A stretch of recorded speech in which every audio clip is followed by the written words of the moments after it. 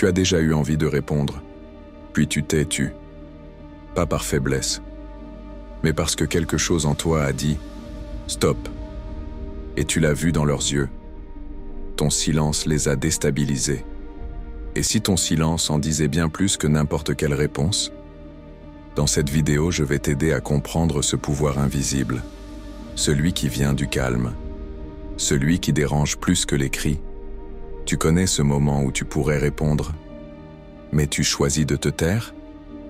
Pas par peur, mais parce que tu sais au fond que ton calme en dit bien plus. Et ce silence les déstabilise. Il ne s'agit pas seulement de ne pas parler.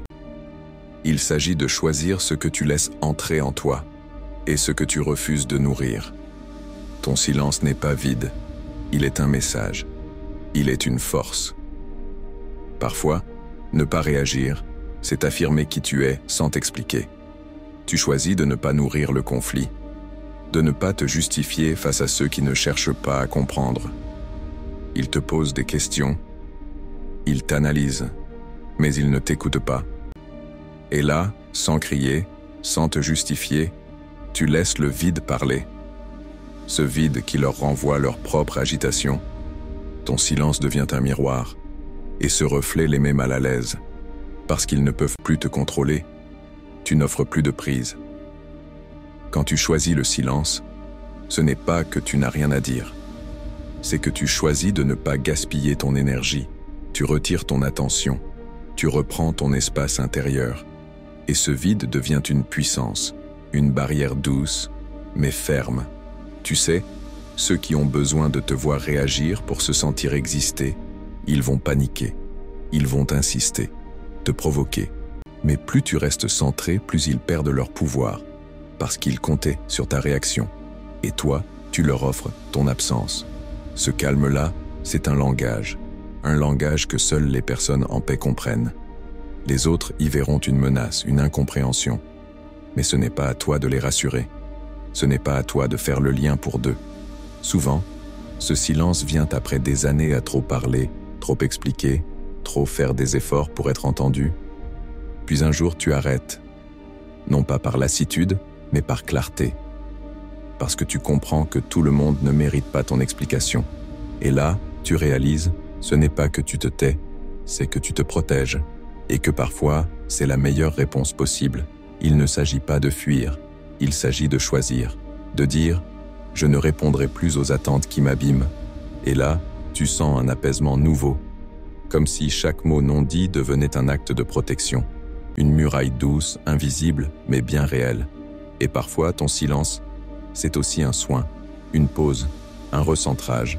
Tu ne réponds pas parce que tu es occupé à te réparer, à écouter ton propre souffle, à te reconstruire doucement.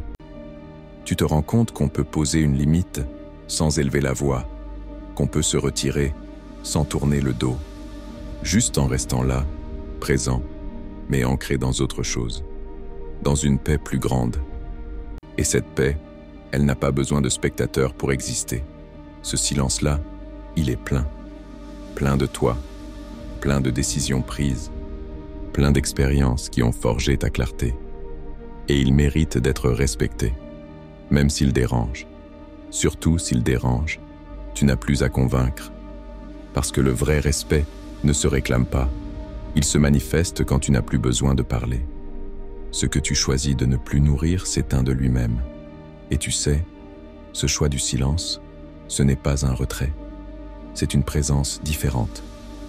Une présence à toi-même.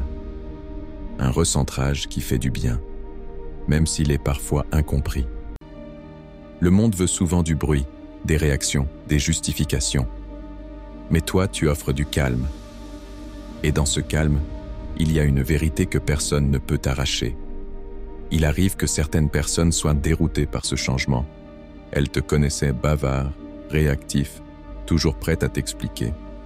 Et maintenant, tu offres des silences pleins de sens. Ce décalage les perturbe. Et c'est normal. Ce n'est pas à toi de t'ajuster pour les rassurer. C'est à eux d'apprendre à écouter autrement. Rappelle-toi que ton silence n'est jamais un vide à combler.